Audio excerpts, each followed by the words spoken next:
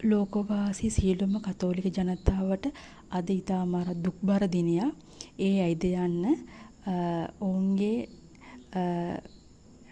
ආගමික නායකයාණන් වන පළවන පැසිස් ශුද්ධෝත්තම පියතුමන් අද දවසේ ස්වර්ගස්ත වෙලා තිබෙනවා. ඉතින් අද ඉතාම දුක්බර දිනයක්. ඉතින් 2015 ජනවාරි 13 වෙනි දින ශුද්ධෝත්තම පැසිස් පාපවහන්සේ අප ලක්දිවට සැපත් වෙනවා. ඉතින් ඒ වෙනුවෙන් මුද්දර කිහිපයක් නිකුත් කරනු ලබනවා.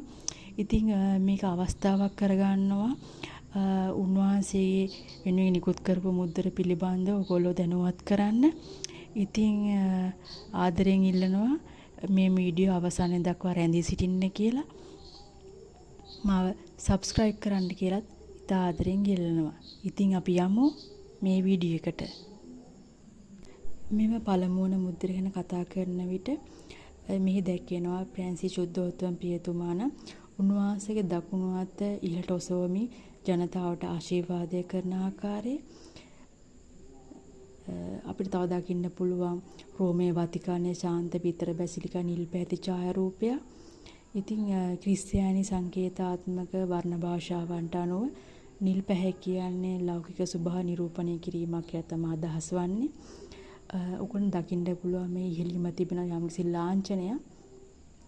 ඒ ලාංඡනය තමයි ජුසේවාස් පියතුමන් ශුද්ධවරට එසවීමේ යම්කිසි උත්සවයක් සඳහා තමයි උන්වහන්සේ ලංකාවට සැපත් වන්නේ. ඉතින් ඒ වෙනුවෙන් ශ්‍රී ලංකා රදගුරු මණ්ඩලය විසින් නිකුත් කරනු ලැබූ නිල ලාංඡනය තමයි අපිට මෙහි දකින්න ලැබෙන්නේ. ඉතින් මේ මුද්දේ රුපියල් 10ක වටිනාකමින් යුක්තව තමයි නිකුත් කරනු ලැබුවේ. මේ මුද්දර ගැන කතා කරනවා නම් මේ මුද්දරේ ශුද්ධෝත්තම පැසිස් පාපවහන්සේගේ රුව ඇතුළත් වෙලා තිබෙනවා. ශුද්ධෝත්තම පැසිස් පාපවහන්සේ දිව්‍ය පූජා පැවැත්වීම සඳහා උන්වහන්සේගේ නිල වස්ත්‍රාභරණය සැරසින ආකාරය දිස්වන විදිහ තමයි මේව රූපය නිරූපණය වන්නේ. මෙම මුද්දරේ තවත් විශේෂත්වයක් තියෙනවා. ඒ තමයි ලංකාවේ කතෝලික ජනතාවගේ අපෝස්තලවරයාණන් වන ශුද්ධ ජුසේවාස් පියතුමාණන් ශුද්ධවරයට එසවීමේ දිව්‍ය පූජා පැවැත්වීම සඳහා ශ්‍රී ලාංකීය පෙරදිග ගෘහ නිර්මාණ ශිල්පයට අනුව සැකසුණු වේදිකාව නිරූපණය වන ආකාර රත් පැහැති චිත්‍රයක් තමයි මේ මුද්දරේ නිරූපණය වන්නේ. ඊට අමතරව ක්‍රිස්තියානි සංකේතාත්මක වර්ණ භාෂාවන්ට අනුව රත් පැහැ කියන්නේ දේව ස්වභාව නියෝජනය කිරීම. ඉතින් මේ මුද්දේ රුපියල් 75කින් තමයි මිල ගන්නවලා තියෙන්නේ. ඉතින් මේ මුද්දරේ කලින් මුද්දරේ හා සමානව නිල ලාංඡනයක් තිබෙනවා ඉහළින්. ශ්‍රී ලංකා කතෝලික රදගුරු මණ්ඩලය විසින් ශුද්ධ ජුසේවාස් පියතුමාණන් ශුද්ධවරයට එසවීමේ ඒ මහා උත්සවය වෙනුවෙන් නිකුත් කරනු ලැබු නිල ලාංඡනය තමයි මේ අපි දකින්නේ. මේ තමයි උන්වහන්සේ වෙනුවෙන් නිකුත් කරනු ලැබූ ශුද්ධෝත්තම පැසිස් පාපවහන්සේ වෙනුවෙන් නිකුත් කරනු ලැබූ අනිත් මුද්දරය වන්නේ. මෙම මුද්දර දෙකෙහි යම්කිසි සම්බන්ධතාවයක් නිරූපණය වෙනවා. ඒ ගැන කතා කරන්න තමයි මම බලාපොරොත්තු වෙන්නේ. ඔයගොල්ලන්ට පේනවා ඇති මේ නිල් පාට මුද්දරේ වම්පස කොනෙහි සිට දකුණු දාරයේ වෙත එසවෙන විදිහේ ශාන්ත පිතර බැසිලිකා දෙව් මැදුරේ ටැම්පලේ ප්‍රතිමා පෙළ දිස්වෙන ආකාරය වොන්ට පේනවා ඇති.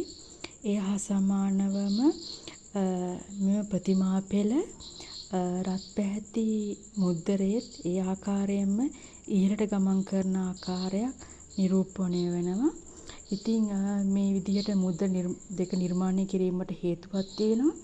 ඒ හේතුව තමයි ශුද්ධවරය භාවයට කතෝලික සභාවේ ශුද්ධවරය භාවයට එසවීමේ සාමාන්‍ය උත්සවය සිදු කරනු ලබන්නේ වතිකානයේ රෝමේ ශාන්ත පීතර බැසිලිකාවේ.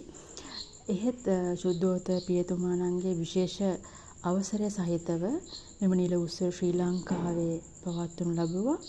ඉතින් ඒ විශේෂත්වය තමයි මේ මුද්දර දෙකේ නිරූපණය වන්නේ.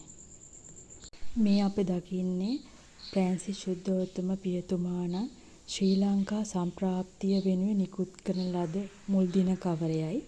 මෙම කවරේ නිකුත් කරනු ලැබූ මුද්දර දෙකද අලවා තිබෙන ආකාරය ඔබට පේනවා. ඊට අමතරව මෙම කවරේ වම් පස ඔබට පේනවා ඇති.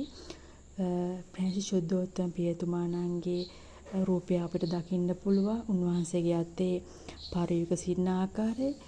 ඊට මදක් පහතින් ඔබට පේනවා ඇති ශාන්ත පීතර බැසිලිකා දෙව් මැදුර අපිට දකින්න පුළුවන්.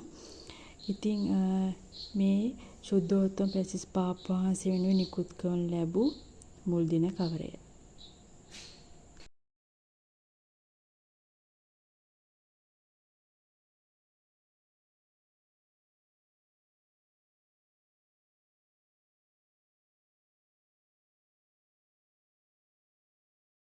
මෙම සැඹුරුම් පත්‍රිකාව තුළ ශුද්ධෝත්තම ප්‍රැන්සිස් පාපා වහන්සේ වෙනුවෙන් නිකුත් කරන ලද මුද්දර දෙක දැක ගන්න පුළුවන්.